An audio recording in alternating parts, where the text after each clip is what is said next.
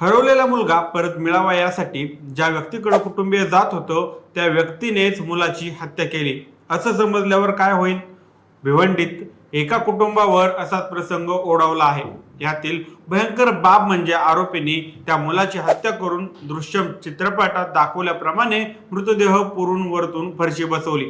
साधारणतः 5 वर्षापूर्वी झालेल्या हत्याकांडाच्या आरोपात आरोपी मौलवी गुलाब उर्फ रब्बानी गुलाम शेख याला अटक झाली असून त्याच्यावर न्यायालयात खटला सुरू आहे. या अटकेनंतर एक धक्कादायक खुलासा समोर आला आहे.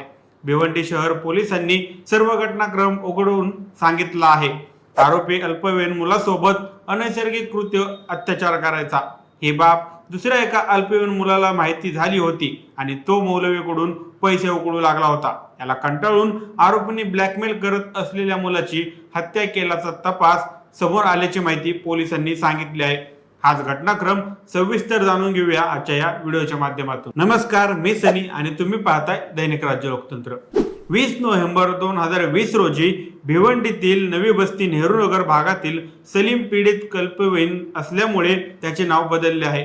हा 16 वर्षीय मुलगा अचानक बेपत्ता झाला. कुटुंबियांना या संदर्भात पोलीस ठाण्यात तक्रार नोंदवली. पोलिसांनी आणि कुटुंबियांनी शोधाशोध करूनही सलीम सापडला नाही. मुलगा सापडावा या आशेने कुटुंबियांनी एका मौलवीची मदत घेतली. त्याच भागात राहणारा गुलाब शेख हा मौलवी एक मशिदीत काम करायचा.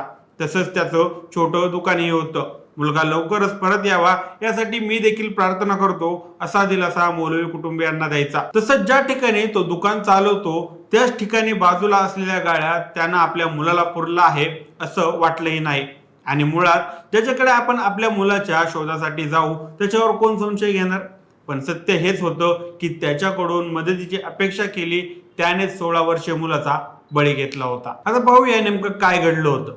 गुलाब शेखच्या दुकानात एक अल्पवयीन मुलगा कामाला होता. त्या मुलासोबत गुलाब शेख अनैसर्गिक कृत्य करत होता. ही बाब सलीमला समजली. हे कोणाला कळू नये म्हणून मौलवी सलीमला पैसे देऊ लागला. तसेच दुकानात घेतलेल्या सामानाचे पैसेही सलीम देत नव्हता. दिवसेंदिवस सलीमच्या मागण्या वाढत चालल्या होत्या. एके दिवशी या गोष्टीला कंटाळून गुलाब शेखने त्याला दुकानावर बोलवले आणि गळा दाबून त्याची हत्या केली. त्याच्यावर शस्त्राचा वापरही केला. त्यानंतर दुकाने शेजारी असलेल्या गाळ्यात मृतदेह पुरला आणि पुन्हा वरून फरशी बसवली. 7-8 महिन्यांनी मृतदेह वर येऊ लागला. तेव्हा गुलाब शेखने कुजलेल्या मृतदेहाचे तुकडे केले.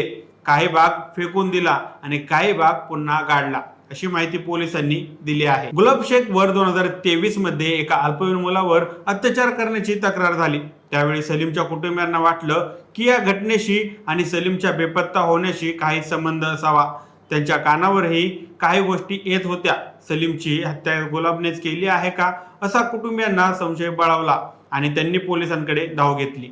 हत्येच्या संशयाबाबत तपास करण्यासाठी पोलीस येण्याआधीच गुलाब शेखने तेथून पोबारा केला आणि तो उत्तराखंडला गेला. रुड़की या शहरात नाव बदलून एका मशिदीत तो मौलवीचे काम करू लागला.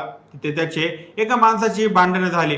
त्यावेळी गुलाबने त्याला धमकी दिली की मी तुझ्यासारखे लोक कापून गाडून टाकले आहेत. त्या व्यक्तीने पोलिसांकडे तक्रार केल्यावर पोलिसांनी त्याची पार्श्वभूमी तपासली. यात तो एका गुन्ह्यात भिवंडी पोलिसांना हवा आहे ही बाब समोर आली. गुलाब शेखला उत्तराखंड मधून अटक करण्यात आली. चौकशीत त्याने हत्या केल्याची बाब कबूल केली. त्यानंतर तो आधी राहत असलेल्या भिवंडीत दुकानाची तपासणी करण्यात आली. त्या ठिकाणी बाजूच्या गाड्यात मृतदेहाची हाडे सापडली. ही हाडे पुढील तपासासाठी फॉरेन्सिक डिपार्टमेंटकडे पाठवण्यात आले आहे. सलीमच्या कुटुंबियांनी मुलाच्या मारेकऱ्याला फाशी व्हावी अशी मागणी केली आहे. पीडित मुलाच्या आईने रडत रडत माध्यमांना सांगितलं की माझा मुलगा खूपच निरागस होता. त्याचा इतक्या क्रूरपणे खून करणारा आमच्या शेजारी राहत होता हे आम्हाला कधीच कळलं नाही. आज तो आरोपी पोलिसांच्या ताब्यात आहे. त्याला कठोरात कठोर शिक्षा मिळावी अशी मागणी मृत मुलाच्या आईने केली आहे. तर या माहितीबद्दल तुमची मते काय आहेत आम्हाला कमेंट करून नक्की कळवा आणि जर राज्य लोकतंत्र चॅनलवर नवीन असाल तर चॅनलला नक्की सबस्क्राईब करा. धन्यवाद.